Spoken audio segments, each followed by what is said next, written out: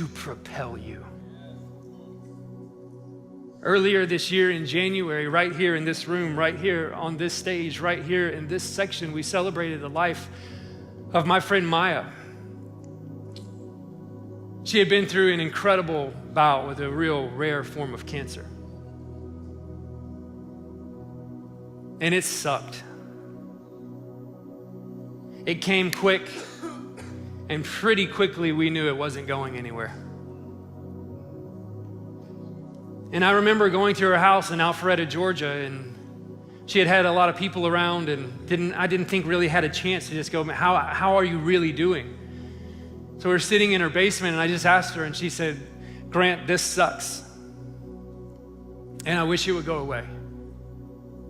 But if it doesn't, I'm at least praying that God will use it. 14-year-old girl. And then she said, I'm especially praying that God would use it in my dad's life because he doesn't know Jesus yet.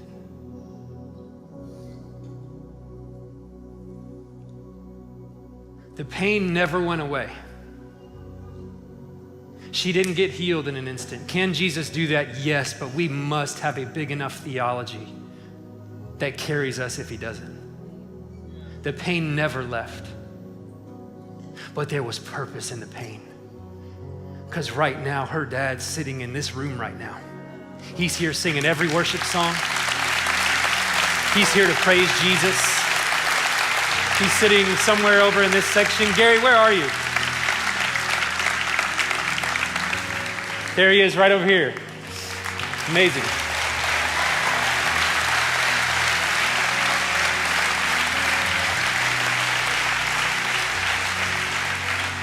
So it's not a story that gets a bow on it.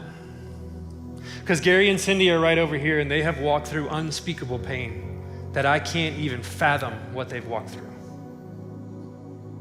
The message isn't come to Jesus and the pain will go away. The message is that with Jesus, somehow in his sovereignty, he can take even the very worst and use it for good. Because Maya's in heaven. And I think she's looking down, and sure, would she say, if there was a chance for me to not have to go through cancer, would I have taken that? Of course, I would want to take that for her. I miss her every day. But I think she's also looking down and seeing her dad's light bulb in that wall and seeing her dad in worship right here. And she's saying, yeah, the pain was real and the pain chose to stay. And the pain actually took my life on this side of earth. But even in the pain, there was purpose. And my dad's gonna join me in heaven, and we will skip and dance through heaven for all of eternity. Why? Because Jesus chose to work through the pain. So I don't wanna belittle anybody's pain in this room. Please, please don't hear me say that. I have a heavy heart for what people are walking through in this room and at North Atlanta High School. There are marriages that have fallen apart. For some people in this room, somebody told you, I do, and then they didn't, and you're left in the aftermath of that. There are people in this room who have been trying to live godly lives, and something's happened to a child of yours, something's happened at work, just people talking about you, there's slander all around your life. And I want you to hear from Paul today. Our first response to that is to come to the Lord and pray and say, Jesus, please take this pain. Please, Lord, take this pain. Please, he pleaded with God, please take this pain. But that can't be the end of our prayer. We have to put a comma and then say, but if you choose not to, don't let me miss what you're trying to achieve in me and in the world through the midst of it. Don't let me be so obsessed with how bad things hurt that I miss out on the fact that sometimes the things that hurt most are the things you use most to bring your sovereign plans to fruition. And so it doesn't change the fact that you're in a fight. I wish I could preach that message, but I can't. It's likely that for all of us, we will be in a fight until Jesus comes. So pray that he would take you out. The message today is this: even if he doesn't, choose to struggle well, because God uses our darkest nights to glimpse and glimmer hope to the rest of the world. He does. He's always done it. We'll close with this photo. This is a photo of, you know, the guy on the left, I hope. If not, welcome to Passion City Church. We're glad you're here. The preaching will be better next week. But the guy in the middle is a guy named Stan Smith, former world #1 Wimbledon champion, no big deal.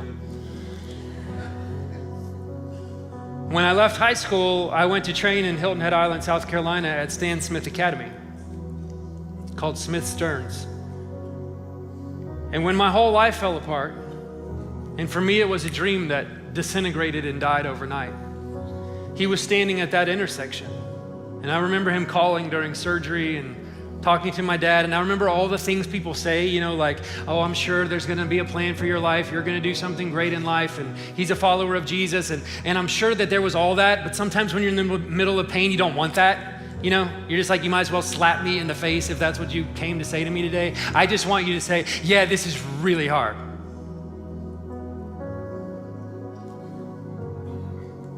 But this picture for me is a glimpse of the redemptive power of Jesus.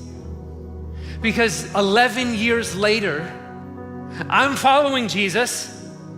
I'm working for a church. You want to get a good laugh, go to Gainesville, Georgia, and tell somebody that I work at a church.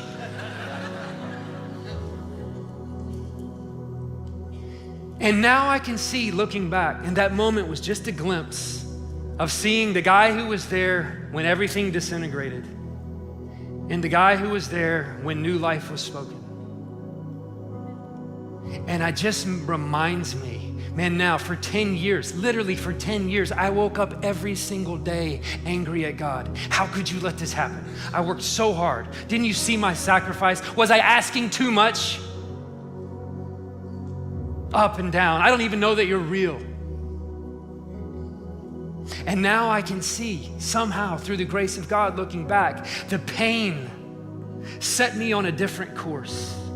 And without the pain, I would have never got to my purpose. Without the pain, I would have never been here. Without the collapse, without the surgeries, without the stripping down of an old thing, I would have never been propelled into a new thing.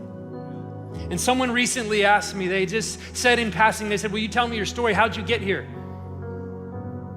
And I said to them, well, in 2008, I got tricked into going to this thing. I thought it was a concert, it was a conference, it was a Jesus thing. Sometimes Jesus people do that. And I got to this thing and it was weird. And then blah, blah, blah. And then I heard the gospel preached and they kind of like started stirring stuff up in my heart. And then I told them all the whole thing and this is how I got here. And then I got in my car. And when I got in my car, I just started to cry a little bit. And I thought to myself, do you realize what you just did? You just started your story at the point that was just past the point where you thought it was going to end. In 2007, you thought this is the end. This is it. My purpose is over. Now you just told your story and you didn't even reference the beforehand. You just started at the redemptive work of Jesus.